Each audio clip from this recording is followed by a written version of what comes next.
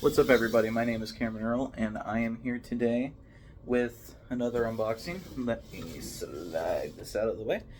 And here we have the new Star Wars Villainous set, Revenge at Last.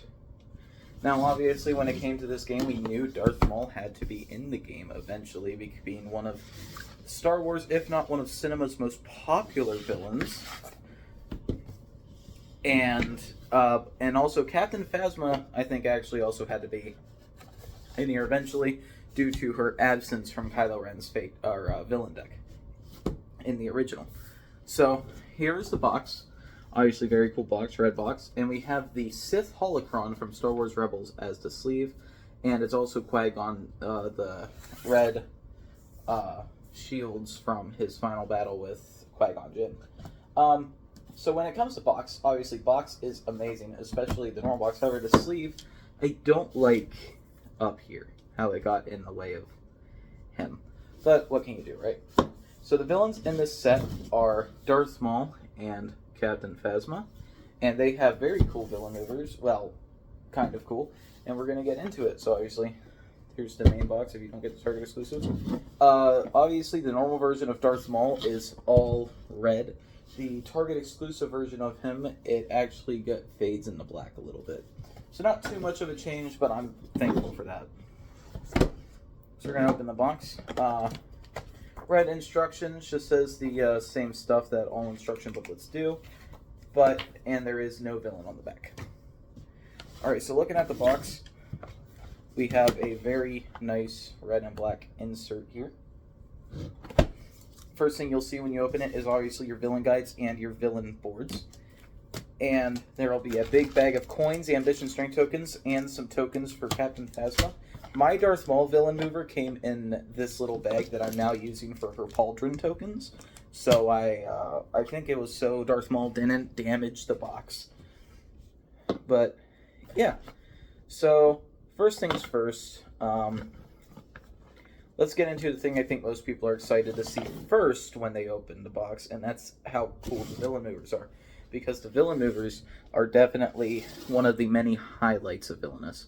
Now, getting to Captain Phasma's villain mover first, this is the one I'm pretty meh on. Now, the villain mover is very cool. It's silver. It's just her helmet with the cape. However, her gun at the bottom there, it's dented in so far. It's almost like her villain mover is definitely missing something. But yeah, let me see if I can get the focus again so you get a good view of the piece. And there it is. There's Captain Phasma's villain mover. Now getting on to my favorite Star Wars Villainous villain mover, honestly, and it is Darth Maul's villain mover. You know, it's his lightsaber at the bottom, then it's his cape. Got the horns on top, and then if you turn around, it's just that. But still, very cool villain mover. Very menacing. Very Maul. Alright. Now here's my thing with Darth Maul, though. The box art and his portrait seem to take Maul from the Phantom Menace. However, I think the majority of his cards have Rebels art on them. So here's Darth Maul's full portrait, and here's Captain Phasma's full portrait. And then here's their goals. So Darth Maul has to defeat a hero with another hero, but, you know, it's backwards because my camera sucks. And then it's must have a First Order Stormtrooper officer at each location. And I'm not going to read through their villain guides, but I will explain to you how that happens. So basically, what Darth Maul has to do is he has to play the card, the Sith holocron, and the Sith holocron allows him to find a hero. And when he plays him, he immediately lowers their strength by 2. Then Darth Maul must keep vanquishing that hero. However, when Darth Maul vanquishes a hero, the hero is not discarded. It is actually going to get a -1 strength token on it. Or is it -2? I think it's just -1. I'm going to read his villain guide, actually. Not to you guys, but I'm just going to clarify before I give you wrong information. Yeah, -1 strength token. Once you get a hero to 0 strength, you move them to the bottom of your board, and they are still considered heroes and are affected by any hero and or ally effects. Of course, the main target for that, based on the cards, is supposed to be Ezra Bridger. If you want to play how the cards depict this goal, it's definitely Ezra Bridger. But there's also Kanan Jarrus, Ahsoka Tano, and Obi-Wan Kenobi. Obi-Wan, however, cannot be manipulated. The whole point of the game, I think, is to get you to kill Obi-Wan, but in the grand scheme of things, you either get Ahsoka, Kanan, or Ezra down to the bottom of your board and defeat either Kanan, Ahsoka, or Obi-Wan, and any of it works, and you win the game. But being that when the hero moves to the bottom of your board, they have 0 strength, you now have to build them back up, slowly influencing them to the dark side. However, Phasma has a more simple yet more difficult objective, where she has these pauldron tokens. She has white pauldrons, red pauldrons, and black pauldrons. Now the order goes white, black, red, from lowest authority to highest authority. And she has to have a First Order Stormtrooper officer, aka the red pauldroned one, at each location. Now she has hella Stormtroopers. Now she has Flame Troopers, Executioner Troopers. You can't use those. You have to use a card with specifically Stormtrooper in the name. But there's so many Stormtroopers in her deck, but there's also one copy each of the First Order Stormtrooper Squad Leader, which has the white pauldron automatically when played. The First Order Stormtrooper Sergeant, which has the black pauldron automatically in play. And the First Order Stormtrooper Officer, which is the red pauldron. So she has one of each of those cards. So that could cause for some surprises later in the game. Like, you're like, oh, you still got to build a Stormtrooper. But you're like, no, here's my already officer because he's special. But yeah, she has to get one of those at each location, and that's how she wins. So let me show you their boards real quick, and then we're going to get into the cards. So here's Darth Maul's board. His villain quote says, "Run if you want, or stay and die, it makes no difference to me." You open up his board, and you got some interesting locations here. So the first location is the Night Sister Temple, which has a play card, a maneuver, a gain one, and an ambition action. Then you have the Throne Room Mandalore, which has a fade action, a gain 2 power, a vanquish, and a play card. You have the Sith Temple, which has a fade action, a discard action, a play card action, and an ambition action. And you have the Dune Sea of Tatooine, which has an ambition action, a gain 3, a vanquish, and a discard. So actually, yeah, you do get a good amount of his story in this. So you have Clone Wars, Rebels, and Phantom Menace, and maybe even Rebels. So yeah, I do like how they did cover all of Maul, because when it comes to screen time, I think Darth Maul even has more screen time than Darth Vader if you count all the series and stuff. Because, like, Darth Maul's, he's just so iconic, and he's such a good villain. And honestly, back then I didn't like him because I was like, oh, he's overrated. But he's definitely grown on me, and I do like him a lot. Captain Phasma's quote is, "Execution by blaster is too good for them, let's make this hurt." Of course, being what kind of villain Captain Phasma turned out being, I don't remember that quote, or any of her quotes for that matter. Her first location is Tuanul, and has a gain 3, a discard, a play card, and a maneuver. Her second card is the Starkiller Base, which has an ambition, a vanquish, a fate, and a gain 2 power. Finalizer has gain 2 power, play card, ambition. And finally, Supremacy has ambition, fate, discard, and gain 1. Of course, I don't know what any of those locations are. Because the sequel trilogy was pretty bad. But let's get into the cards now. So let's get into Darth Maul's Fate deck first. So, I'm not going to sort out his cards, it's just if I see a duplicate, I see a duplicate. No, that's not going to work, especially for their actual decks, so I'm just going to sort these out.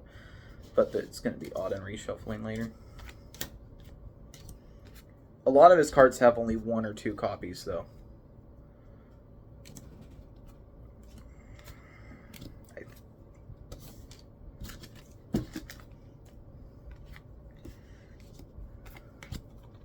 Alright. So, in total, Darth Maul has 12 different fake cards in total, which means that 3 of them are duplicates. So let's get to his restriction first, which is Mandalorian Sarcophagus. And that's when the clones trapped him, I think, in Season 7 of the Clone Wars. While Mandalorian Sarcophagus is in play, Maul can only take 2 actions per location or vehicle. Remove Mandalorian Sarcophagus by removing allies. Total lead 4 strength or higher. So yeah, obviously Darth Maul needs allies to, vanquish heroes to knock their strength down. But when it comes to the end game, and Darth Maul doesn't really have to play much except just like playing 1 card each turn to get heroes knocked down. I mean, basically, I'm speaking from experience because I've had this restriction out actually a few times. It doesn't do much at the end game. It's definitely something better at the beginning of the game, but end game, the restriction is not very powerful. Alright, let's get to his vehicles next. And he has 2 vehicles here. He has the Ghost and the Tribunal. So the Ghost is obviously the Rebels' ship. The Ghost, when the Ghost is played, maneuver a hero to a new location. And when the Tribunal is played, remove an ally from a location with a hero. So I'd say the Tribunal is probably more devastating to Maul, but not much. Darth Maul doesn't have the strongest Fate deck, I don't think. Alright, he has 2 copies of these 3 effects we're getting to next. The first one I have is You Had Your Choice, which is simply maneuver a hero to a new location. And there's 2 copies of that. He has You Have Been Replaced, when Darth Sidious was going to kill him and his brother. Darth Maul loses 2 ambition or credits, whichever he has more of. So it doesn't let you choose. It has to be what he has more of.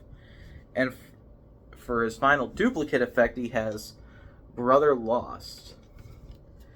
Choose a hero. You may remove up to 2 negative strength tokens from that hero. Now for his last effect that doesn't have a duplicate, it is I Am Lost. Remove an ally or vehicle from Darth Maul's side of the sector.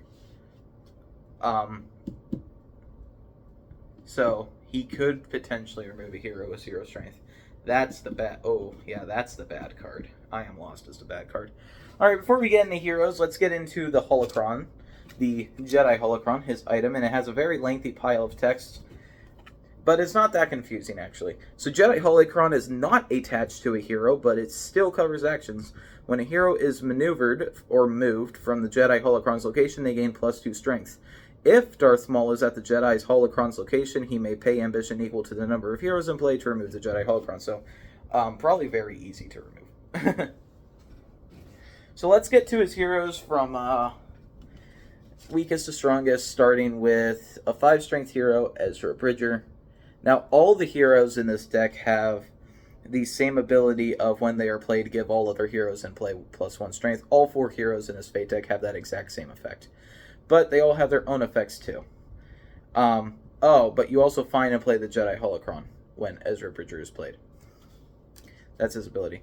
Kanan Jarrus is next with 6 strength. And this is the blinded form of Kanan Jarrus from Season 3. When Kanan Jarrus is played, give all heroes a play +1 strength, obviously, and reveal fake cards until you find a vehicle. Play that vehicle. We have Ahsoka Tano, picture from her battle with him when they captured him, when she was holding him up with the Force and he was immobilized. She has 6 strength, gives all heroes when she's played +1 strength. When Maul is at her location, all cards cost +1 more ambition and credits. And finally, the big boy himself, Old Ben Kenobi. Or Obi-Wan Kenobi. I kind of wish they went for his Phantom Menace appearance or his Clone Wars appearance, not his Old Ben from Rebels, but they were trying to tell a story, and his story concluded in this battle. So, When Obi-Wan Kenobi is played, give all heroes a play +1 strength. Obi-Wan Kenobi ignores strength reductions less than 2. Now, that's my thing. This card actually confuses me, because he ignores strength reductions less than 2. So do you have to reduce his strength by 2 every time you reduce his strength? Or can he not go below 2 strength? I don't know.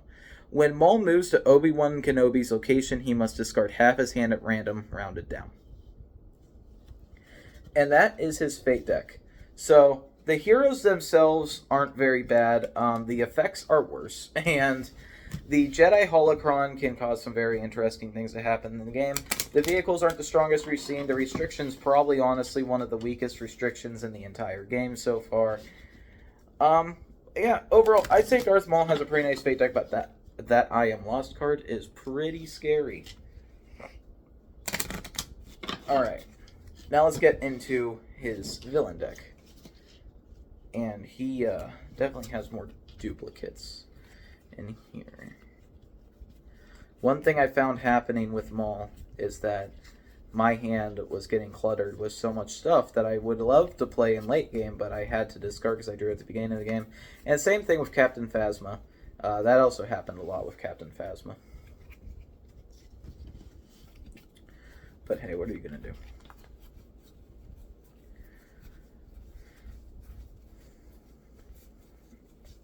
If this is your first time watching the channel, subscribe. I have unboxings of pretty much every other Villainous on here, but they're old. I have tons of rankings because they change all the time. I honestly can't find anything more fun to do on my channel than rank them, because ranking them is like my favorite thing to do. I love ranking the villains. But if you're also into horror games like Dead by Daylight, I have a ton of Dead by Daylight streams, like uploaded straight from Twitch onto here, like full VODs. But for people who don't know what Dead by Daylight is, just don't worry about it. Unless you like horror, then definitely check it out. It's a very fun game. It's online too, you could play with your friends.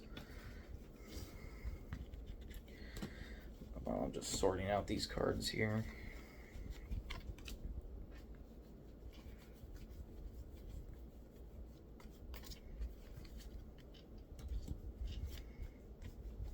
I think all of his effects have at least one duplicate.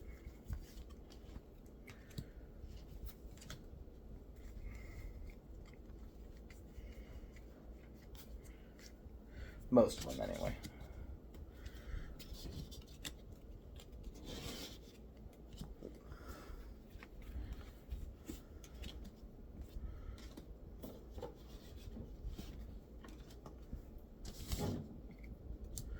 Alright, I got all those cards laid out. Hoo-wee. Alright,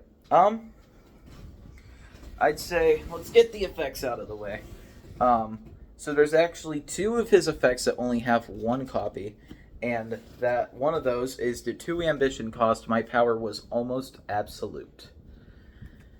All heroes in play gain -1 strength, gain 1 ambition for each hero affected. So that card's better if you have multiple heroes on the board. A lot of time when I play Darth Maul, I only have 2, and that's at the end of the game. And his next card, his only other card with his only other effect with 1 duplicate is I am the enemy of your enemy, and it is 3 ambition cost, and it's when they were all fighting the Inquisitors together. Remove any card in play from both the hero and villain sides of the sector. Gain 1 ambition. So yeah, it could definitely be useful. You're only paying 2 ambition for it, technically, even though it has a cost of 3.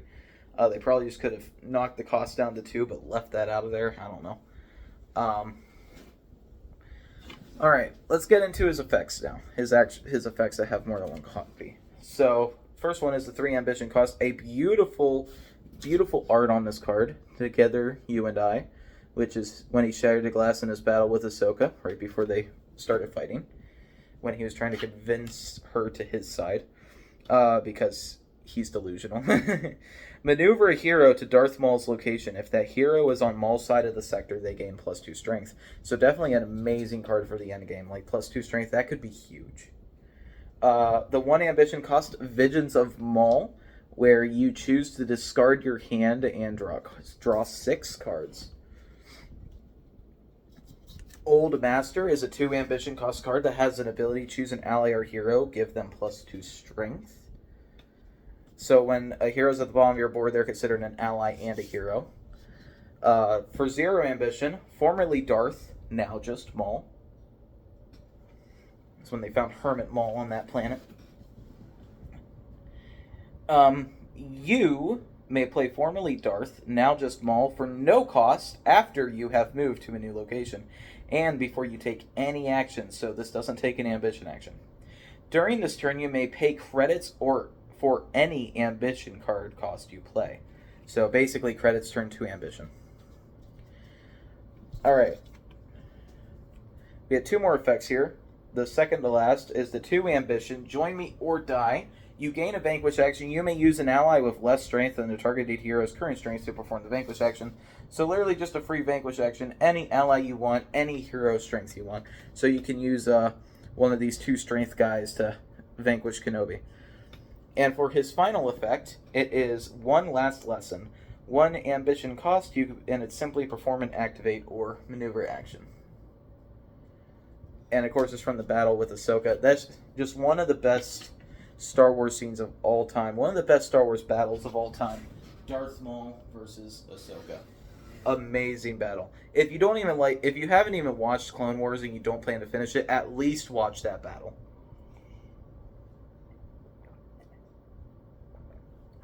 Sorry. Alright. Let's get his conditions out of the way, because Star Wars Villainous does have conditions. And he has 2, each with 2 copies. And his first one is, you mean my apprentice. If an opponent plays a hero to any villain sector, you may play, you mean my apprentice, place 2 -1 strength tokens on any hero. So definitely good, a good surprise maneuver. And his second condition is holocrons merged. If an opponent gains 2 or more ambition on their turn, you may play holocrons merged. Gain ambition equal to the ambition collected by the other player. So it's 2 or more. So you could potentially gain a lot of ambition. Let's get his vehicles out of the way. He has 2. He has the 3-cost Night Brother and the 3-cost Scimitar. Night Brother, when you move there, you can gain 3 ambition. It also has an activate, a vanquish, and an ambition action. Now, Darth Maul is the first villain we've seen with the activate action on these reference cards. Ever since the first Star Wars Villainous that came out, they always had the activate action on the card, on the reference card, which means that it was eventually going to be a thing, but no villain had it until Maul. And his second ship is the Scimitar, which when you move to the Scimitar, you maneuver an ally to a location with a hero, and it has an ambition, discard, and maneuver action. Now getting into his item, the main way you're going to find a hero, or probably the only way you're going to find a hero, which is the 4 ambition cost Sith holocron. You can activate it and pay 1 ambition. You may reveal fate cards until you reveal a hero, play that hero, and give them -2 strength. So, yeah, definitely a good card. Let's get into his allies. The first ally here is going to be the tour guide droids. There is 4 of them. And you can activate them to maneuver a hero to a location with a tour guide droid. That hero gains -1 strength, and they have 2 strength. His next ally here also has 4 copies and is the 2-cost 2 strength Mandalorian Super Commandos. When used in a vanquish action, place Mandalorian Super Commandos into Maul's hand. So they just respawn. So you basically have infinite allies with them. And his final ally, and a character who had to be in the deck, and that is the 2 ambition cost 4 strength Savage Opress, his brother from the Clone Wars. When used in a vanquish action, reduce a hero's strength by 2 instead of 1. I think that's the card that was confusing me on how much strength it's reduced by. I think that was the card. So yeah, Darth Maul, very fun. However, I did find his him to be a little too his hand to get a little too cluttered sometimes in the game. But I guess that could be an argument for all the villains. All right.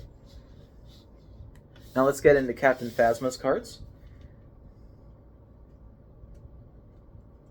Captain Phasma, I think, might have less unique cards than Darth Maul did. But holy crap, are none of... my elbow's itchy, hang on. Are none of the effect cards in her deck the same, though? That's the questo.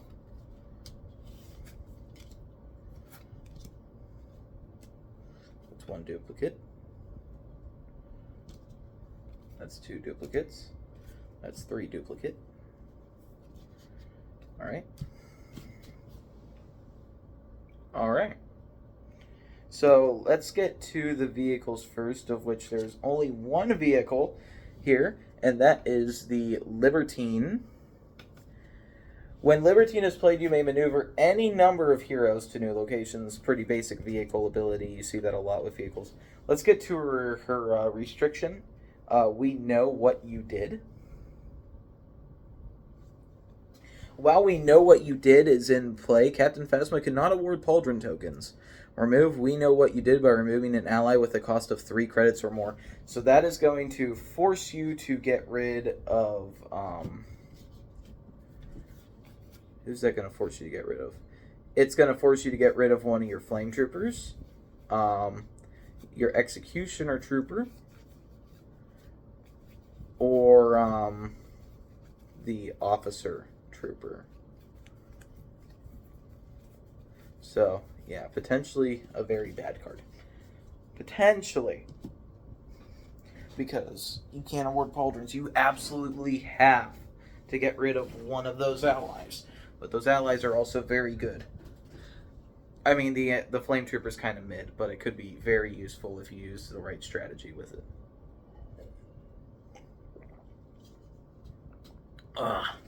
Oh, that tastes so good. Alright, let's get into the effects, in which she definitely has enough of. Holy crap. So, 2 of her effects do not have duplicates, but 3 of them do. She has 5 effects total in her deck. So let's get to the ones that have no duplicates. So her first effect, that is by itself, is Rebel Scum. And that is play a hero from the Fate discard pile to Captain Phasma's location. Which, that potentially might actually help her because one of the cards lets her defeat heroes to promote Stormtroopers to a higher rank. And her second effect that's alone is simply, hey. And that's when he whacks her, and that's what leads to this. Reduce the strength of any ally to 1. Oh, so those cards kind of go hand in hand with each other. Alright, let's get to her 3 other effects. The first effect is there a garbage chute?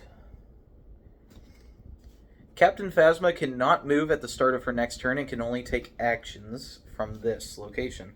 So a no capes first. A no capes Captain Phasma card. Her next effect is stealing your stuff. I didn't even know what the order on that card was. And you remove 2 ambition or 2 credits from Captain Phasma for each hero in play. That could be bad. And her final effect is Undercover Agents. There's 2 of them. Remove 1 Pauldron token from a Stormtrooper, replace it with the next lower rank. So that is the only fake card. Even the guide specifically names that card for being the only card that can remove Pauldrons from Stormtroopers. Alright. 5 fake cards left, and those are the heroes. So let's get it to her first hero, and that is Rose Tico, 2 strength. When Rose Tico is played, shuffle Captain Phasma's Fate discard pile into her Fate deck. Next card I have here is BB-8, 1 strength. Finally got BB-8 in the game. When BB-8 is played, Captain Phasma must reveal her hand to all other players. None of these heroes were in Kylo Ren's deck except Han Solo and maybe Chewbacca. I actually haven't played Star Wars Villainous in a really long time because it is my least favorite of the bunch. But, I mean, it's still fun. But I just haven't played it in a while. But I see as, like, Finn and BB-8 and Rose, they were bigger burdens to Captain Phasma than they were to Kylo Ren. Alright. Hang on a second. Alright, I'm back. Alright, so for the next hero, we have Chewbacca with a strength of 4. If Captain Phasma is at Chewbacca's location, all heroes in play gain +1 strength, so that's only for the turn that she's at that location. Sorry, I just ran. Kind of out of breath. Alright, next hero here, we have Han Solo, 2 strength. And all of Captain Phasma's ambition costs are increased by 1. Very simple. And for the final hero, we have her rival, the 2 strength, Finn. If Captain Phasma is at Finn's location, she can only take 1 of the available actions. Ooh, that stings. It kind of stings a lot. Alright.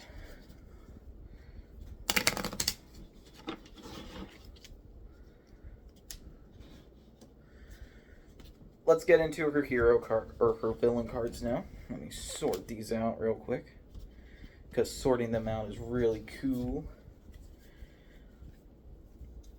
Oh, jeez. All 3 of these cards are in the same spot. I'm just going to take these out now. So are these. Why are these cards so...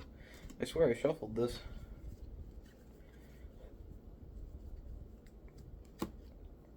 Yeah, a lot of these cards are just grouped up together for me. I love it. Oh my god, how many copies of that card are there? There's like 5 copies of the same effect card. It's unnecessary, but I think it's her useful one, so.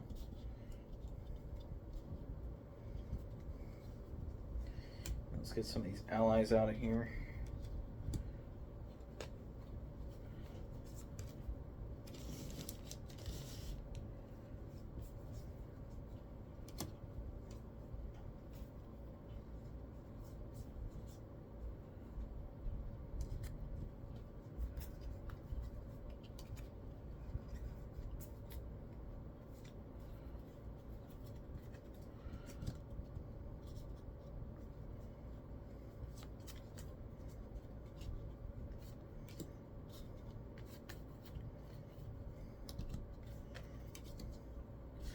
Alright.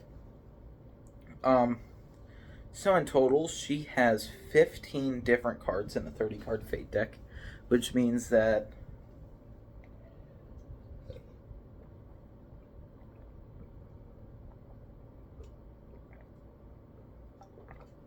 half of her deck are duplicates of some kind. So let's get to her vehicle, because much like her hero deck, it only has 1 vehicle, and that is the Atmospheric Assault Lander. And when you move there, you gain 2 ambition, and you can also play a card, vanquish, and maneuver, and it is 3 cost. Let's get her conditions out of the way. She has 3 copies of each condition. Her first copy is report to my division at once. During their turn, if another player takes a Fate action and plays a hero, you may play report to my division at once. Take any Stormtrooper from your discard pile and place them in your hand. So obviously that's good, because you want to keep those Stormtroopers in play. But they do have abilities for that. We'll talk about that later. And her next condition is, this is just business. During their turn, if another player gains credits in any way, you may play this is just business. Gain ambition equal to their credit gain. So, kind of like Kylo Ren's condition. I don't remember what exactly it does, but it does something similar. I think you just gain the same amount of ambition as them, actually. Alright. We got our conditions out of the way. We got our vehicles out of the way. There's only 2 types of cards left in our deck. So let's get to the effects, because obviously we're saving the allies for last. So, Captain Phasma actually only has 5 effects in her deck. She has 1 effect with 1 copy. 1 effect with 5 copies, 2 effects with 2 copies, and 1 effect with 3 copies. So let's get this one out of the way. This is the 4 ambition cost on my command. All allies in play gain +1 strength. So that's her 1 copy. We have 2 copies of this card. You're Always Scum, and it costs an X amount of credits. Take any ally cards from your discard pile and place them in your hand. Pay 1 credit for each card taken. So that's a very good card. if you're getting those heroes on your board and playing them as much as possible and vanquishing them as much as possible. We have the 2 ambition cost Forged in Battle, has 2 copies. Remove an ally, give a Stormtrooper a pauldron of the next rank. So, obviously, sacrifice for the greater good. We have our next effect that has a copy of 3. We have the 3 ambition cost, So Good to Have You Back. Reveal fate cards until you find a hero. Place that hero at Captain Phasma's location. So that's obviously how you're going to get heroes out and play. And for her final effect, the 3 ambition cost, Following Orders, with 5 copies. Perform a vanquish action that includes a Stormtrooper. Award a pauldron token of the next strength to 1 Stormtrooper used in that vanquish action. Do not discard that Stormtrooper. So obviously there's so many copies because this card is literally the main way you're going to be awarding pauldrons. Alright, now let's get to her allies. So let's get the basic First Order Stormtroopers out of the way. The main ones you'll be promoting. 1 cost, 1 strength.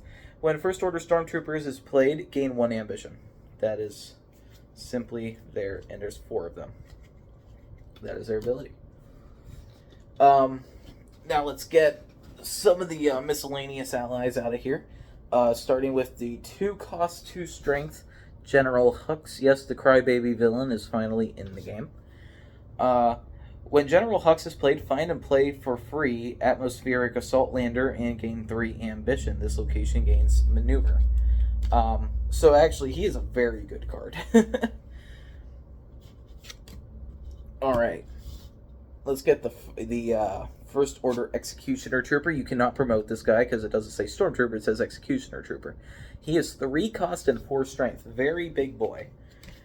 In his ability, when played, maneuver a hero to First Order Executioner Trooper's location. When used in a vanquish action, gain ambition equal to the strength of the hero. So he is you're playing him literally to kill, and not promote. To help promote, to kill.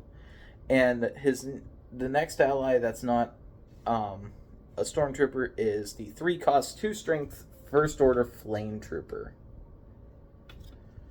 When performing a vanquish action, First Order Flame Troopers may be used to defeat a hero at their location or at an adjacent location. So, yeah. Spread in the fire.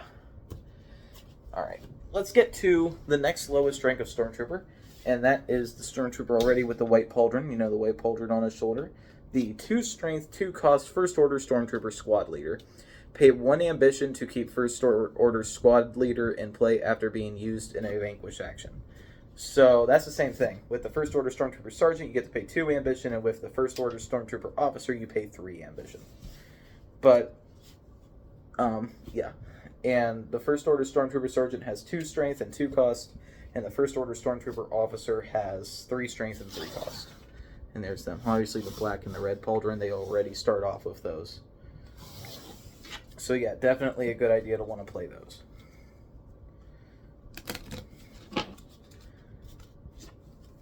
But, yeah, after playing them, I say this is the best Star Wars Villainous has ever been.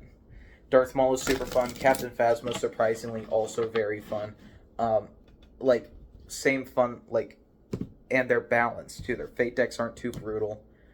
And, yeah, honestly, both of them are up there with Vader and Grievous and Seventh Sister in my favorites, up there in my favorites of Star Wars Villainous so far. But, yeah. Thank you everybody so much for watching. I'll see you in the next video. Bye-bye.